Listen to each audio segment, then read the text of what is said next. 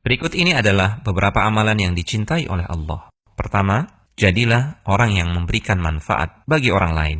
Rasulullah SAW menganjurkan kepada umatnya agar memiliki jiwa yang gemar memberi manfaat dan tidak bersandar kepada orang lain. Oleh karena itu, Rasulullah SAW bersabda yang artinya, "Bersemangatlah kalian kepada apa yang bermanfaat bagi kalian. Mintalah pertolongan kepada Allah dan jangan lemah." Seorang mukmin selalu memikirkan bagaimana agar hidupnya bermanfaat.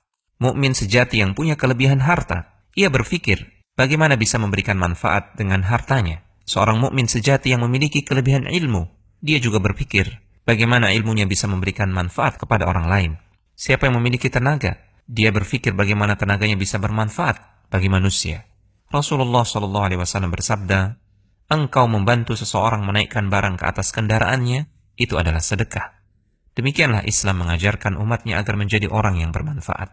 Kedua, senangkan hati saudaramu. Ketika seseorang melihat saudaranya sedang bersedih hati, hendaknya ia berusaha gembirakan hatinya. Atau jika ia melihat temannya yang sedang sakit, hendaknya ia hibur hatinya, agar ia semakin tabah dan sabar.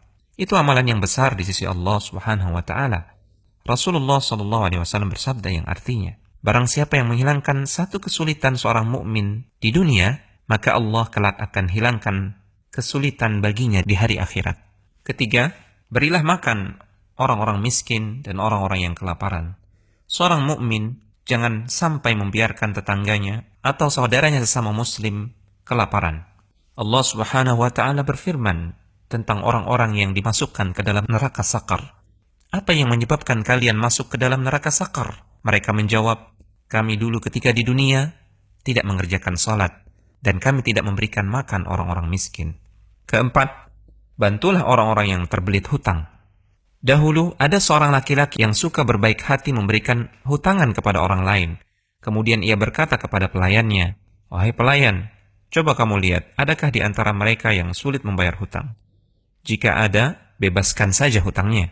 Maka kata Rasulullah SAW tentang laki-laki ini, pada hari kiamat Allah akan berkata kepadanya, "Aku lebih berhak kepadanya dari engkau, wahai malaikat, bebaskan ia dari api neraka." Kelima, membantu orang lain. Rasulullah SAW bersabda tentang amalan yang dicintai oleh Allah, yang artinya, aku berjalan bersama saudaraku untuk memenuhi kebutuhannya, itu lebih aku cintai daripada beriktikaf di Masjid Nabawi selama sebulan lamanya. Keenam, tahanlah amarahmu. Amarah seringkali menimbulkan perbuatan dan perkataan yang tidak terkontrol, sehingga menjatuhkan martabat pelakunya. Rasulullah SAW bersabda yang artinya, siapa yang menahan amarahnya, maka Allah akan menutupi aibnya.